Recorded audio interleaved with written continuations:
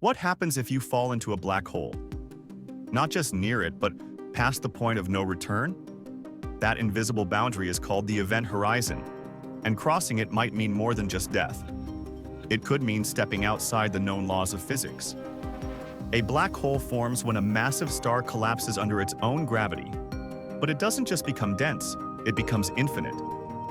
At the center is the singularity, a point where space and time break down.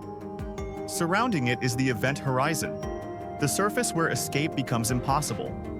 Not even light can outrun the black hole's pull beyond this boundary. But here's where things get weird. According to Einstein's theory of general relativity, if you fell into a black hole, you might not feel anything crossing the event horizon, especially in a supermassive black hole.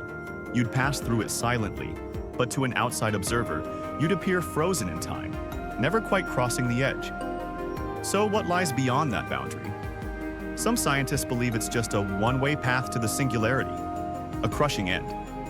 But others think something else could exist, a wormhole to another part of the universe, a white hole where matter is expelled instead of pulled in, or even an entirely new universe inside the black hole itself.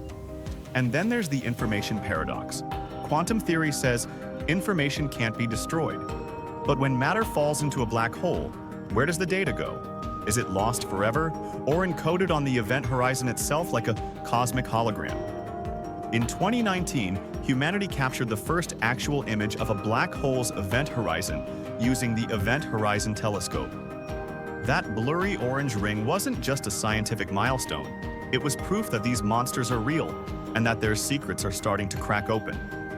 Are black holes cosmic dead ends, or doorways to something deeper? Tell us your theory in the comments, and subscribe to Lies or Legends to uncover the deepest mysteries in the universe.